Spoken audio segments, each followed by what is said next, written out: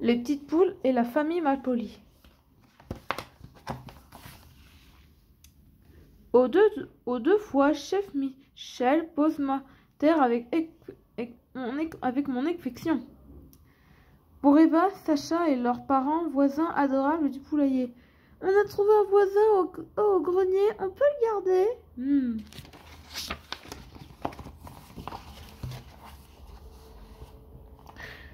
Longuement, les petites poules se sont couchées de bonne heure à la tombée du jour. Il fallait les voir se diriger en file indienne vers le poulailler. Coquetées gaiement, elles prenaient place dans leur lit douillet dans l'attente de l'histoire du soir. Puis Piticoque, leur papa, vérifiait que porte et volets soient bien clos. Alors, dans le silence de la nuit, sourire au bec, tout le poulailler rejoignent le pays des rêves. Oui, mais ça, c'était avant que... Une nuit, Carmelito et ses copains sont brutalement tirés de leur sommeil par des bruits de marteau. Bam, bam, bam. Intrigués, les petites touilles tendent l'oreille et se demandent si elles n'ont pas rêvé. Mais non, ça vient du grenier, fait remarquer Carmen. Les coups doubles fait trembler le plafond.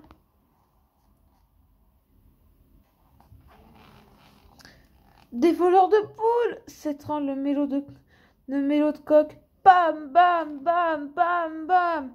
Effrayés, poulets et poulettes se cachèrent dans la paille. Pas très discret pour des cambrioleurs, se dit Carmelito, qui décide d'aller voir ça de plus près. Non, on n'y va pas, le supplie Cocopatte. C'est peut-être au barbecue, le monstre à jambes de bois, le terrible ébrancheur de poulet. Carmen se serre très fort contre son frère. Carmelito, j'ai peur. Pour ouvrir la trappe, rien de plus facile. Il suffit de tirer la chevillette et la bobinette chera. Mais qu'est-ce que c'est que ce bazar? Bam, bam, bam. Des hiboux? S'exclame Carmelito. Des hiboux qui jouent à la polette, les brouillons interrompent leur partie. Dis donc toi, qui t'a permis d'entrer ici? Dégage, tu vas t'en prendre une dent. Non mais regardez-moi, c'était remporté. On dirait une poule qui a trouvé un couteau. Ils éclatent d'un rire moqueur.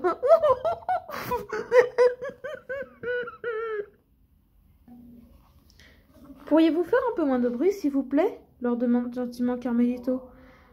Non. Non. Le poulailler est endormi, vous allez réveiller tout le monde. Deux petits hiboux s'approchèrent, l'air autant. Apprends, boulet, qu'on ne soit l'ordre de personne, dit l'un. À qui crois-tu parler, Maro, dit l'autre. Bah, des hiboux, répond Carmen. Et on vous demande de respecter le sommeil des gens, bande de malpolis. C'est alors que deux silhouettes sortent de l'ombre. Les parents hiboux. Ça suffit! Petit misérable, clapit le père. Père, en toussant avec dédain. Carmelito. Je suis le grand-duc Malotru, de la riche et puissante famille des Malotru. Voici la grande-duchesse et nos trois garçons, Aqueduc, Viaduc et Casoduc. Et maintenant débarrassez le plancher, lance agacée la grande-duchesse.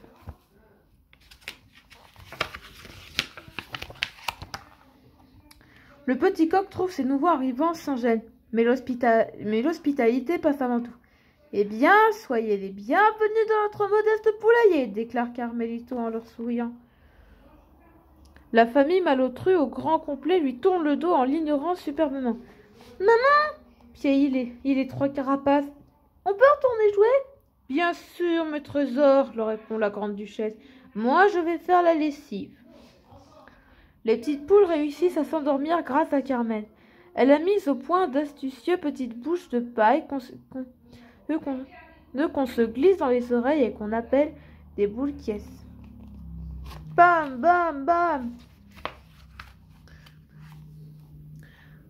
Au saut du nid, les petites poules informent les parents des inquiétudes de la nuit. Une famille de grands-ducs s'est installée dans le grenier, s'incline dit Bangkok. Ah bon, s'étonne Piticoque, on n'a rien entendu.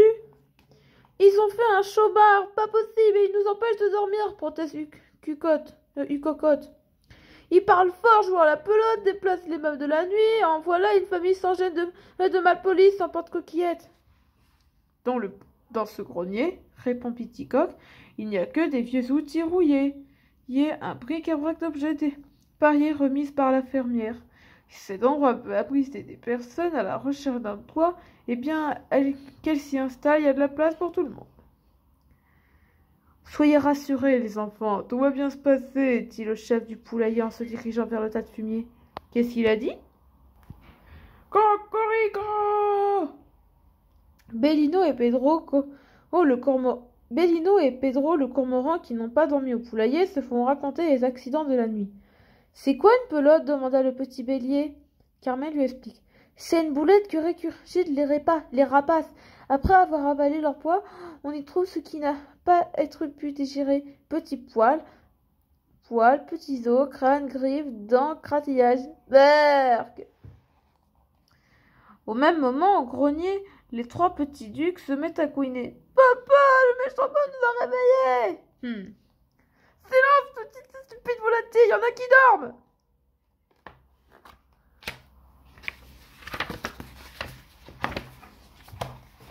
À quelques kilomètres de là, le seigneur Gaston Phébus ne décolère pas. Le plus célèbre chasseur du royaume est toujours sans nouvelles du couple de grands-ducs qui s'est échappé de sa volière. Des rapaces qui dressaient depuis des mois pour chasser, même la nuit. Je vais retrouver ces fugitifs, maître, promet César, l'aigle de Gaston Phébus. De mon œil perçant, je peux voir à travers les nuages et repérer une fourmi rouge sur une pierre rouge, affirme ce gros prétentieux. Au poulailler, tout le monde y met du sien, afin qu'une entente cordiale règne avec les voisins sans gêne du grenier. Avant le coucher, Piticoque se charge de la distribution. Qui n'a pas ses boules qui est-ce? Les petites poules acceptent la contrainte de bon cœur, et le poulailler peut de nouveau dormir sur ses deux oreillers. Mais au milieu de la nuit, tout le monde est réveillé brutalement par un fracas assourdi. Une avalanche de cochonneries leur tombe sur la tête. Non mais ça va pas la crête, s'emporte Piticoque furieux. C'était pas une heure pour faire le ménage. Écoutez, la volaille, lui répond dans ton sec le grand-duc. On a été très tolérants jusqu'ici, mais vous commencez à nous chauffer les oreilles. Oui, c'est insupportable, s'emporte la grande-duchesse. Vous rentrez dans notre logis sans frapper, vous réveillez nos enfants en plein jour, on vous enlève, vous donnez des sortes. Mais vous croyez chez vous ma parole? Vous avez des guerres d'ici plus vite que ça, dit le grand-duc. Les petites poules en sont toutes absourdies. Eh ben ça, c'est la meilleure. Vous ne savez pas lire? Demande la rapace.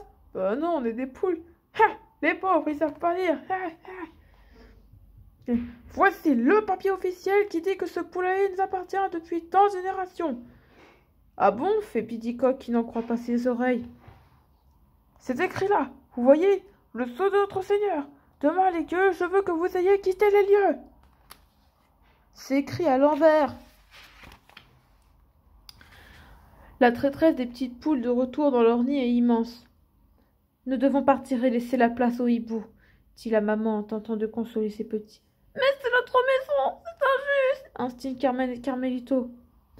Je sais, c'est terrible, mais la loi, c'est la loi, mes enfants. C'est calme, hein? Le lendemain, sous l'œil vigilant de Viaduc, Aqueduc et Gazoduc, les petites poules frottent le plancher. Vous devez laisser ce endroit aussi propre que vous l'avez trouvé en rentrant. Et en entrant, leur font les petits grands-ducs.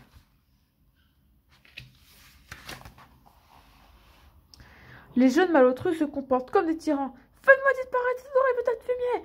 On peut pas dormir tellement que ça pue. Allez, au travail. C'est alors qu'une ombre gigantesque se dessine sur le sol. À la vitesse de l'éclair, Aqueduc, Viaduc et Gazoduc disparaissent dans le tas de fumier.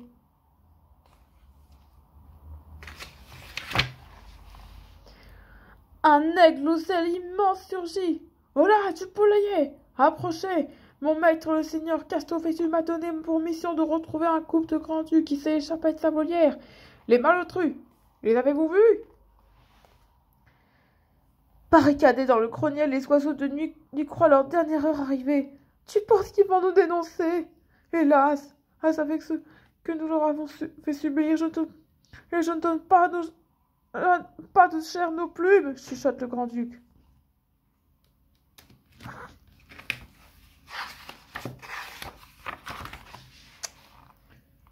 Inspecter des lieux, inspection des lieux, s'écrie César en posant son œil terrible sur chacun des habitants du poulailler. Carmen s'aperçoit alors les pelotes qui jouent sur le sol, ainsi que le bonnet de lui et l'un des petits malpolis. César les voit, ces malotrus sont bons pour retourner en prison, chuchote Carmen. Coque-patte, vite, fais quelque chose.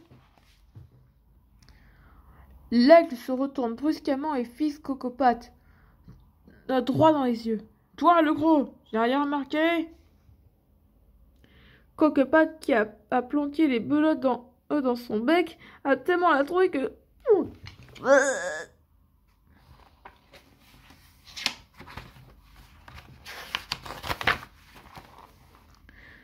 César n'a rien trouvé, mais il prévient. Je reviendrai. Et malheur à vous si vous m'avez dit émuler quelque chose. Le danger est passé.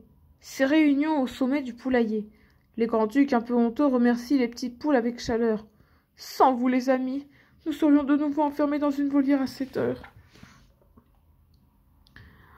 Petit Coq offre généreusement l'asile aux fugitifs.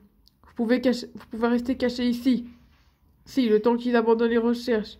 C'est gentil, dit le grand-duc, mais je connais le cruel César. Il finira par nous retrouver. Ils sont interrompus par l'arrivée tonitruante des 3 petits pestes. Maman, papa, regardez, les filets de bronze et notre joli plumage. Le grand-duc les fait taire. On ferme son bec, la marmaille. L'heure est grave et j'ai besoin de réfléchir. Il nous faut fuir au plus vite, très loin d'ici. Mais comment faire avec ces 3 boules puantes qui ne savent même pas voler? La grande-duchesse raconta alors le calvaire qu'ils ont enduré au château de Caston-Vépus. Notre dresseur nous couvrait la tête d'un masque de cuir des semaines entières, nous privant ainsi de notre lueur, de notre lune bien-aimée. Nous sommes enfuis pour que nos enfants ne connaissent pas le même sort.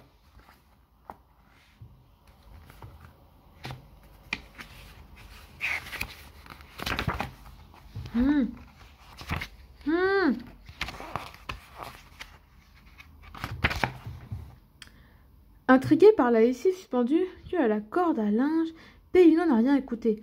Les chaussettes de la grande-duchesse sont-elles sèches? Archi sèches? Moi, je connais un moyen de faire s'envoler ces 3 baies jaunes, dit Pedro le cormoran. J'ai vu ça dans le lointain pays de Chine. Jeunes rapaces qui n'ont pas encore été dressés se dit aussi qu'un jeune sang aignant. Trouvez-moi de l'ossiette, de la résine, une bougie, de la ficelle et du papier, et que ça saute. Les petites poules se mettent aussitôt en quête. L'osier près de la rivière, la résine sur le grand sapin, la ficelle autour des jardinières, la bougie chez la vilaine. Du papier? Mais Pedro, où veux-tu qu'on trouve du papier dans un poulailler du Moyen-Âge? Le grand-duc farfouille dans ses affaires et revient avec l'affiche qu'il a brandie la veille. Je crois que ceci fera l'affaire. Formidable, s'écrie Carmen. Le grand-duc lui a tendu le papier sans un regret. Oh, je n'ai aucun mérite, ce document était caduc. Et bientôt, sous les ordres du grand ingénieur Pedro, le cormoran, le poulailler se transforme en un atelier pour 2 nœuds où chacun s'active. Alors que le soir descend, le veille oiseau voyageur met la touche finale au mystérieux objet assemblé ou un temps record, une lenteur volante. C'est le crépuscule des aigles, l'obscurité enveloppe la campagne. Aucun risque que le redoutable César aperçoive la famille malotru qui s'apprête à s'échapper. Il se barre, le grand-duc! Carmen, Carmelito, Bellino et tout le poulailler regardent monter lentement la lanterne chinoise qui emporte les fugitifs et les encourage en charmant. Ah, ça ira, ça ira, ça ira! Les aristocrates à la lanterne. Ça ira, ça ira, ça ira! Et miracle, les jeunes viaducs, aqueducs et gazoducs, sans voir battre des ailes, s'envolèrent vers la liberté. Au revoir, famille des malotrus. Les petites poules ont retrouvé avec plaisir le calme et leur poulailler chéri. Le souvenir et grand-duc malpoli se tend peu à peu dormir et à nouveau bonheur. Jusqu'à ce que cette nuit, elles sont arrachées à leur sommeil par des bruits venant du grenier. Boum, boum, bang. On dirait des coups de canon. Carmelito, suivi de Carmen, se dirige vers la trappe furieux. Il tire à la chevillette et la bobinette choix. Mais qu'est-ce que c'est que bazar?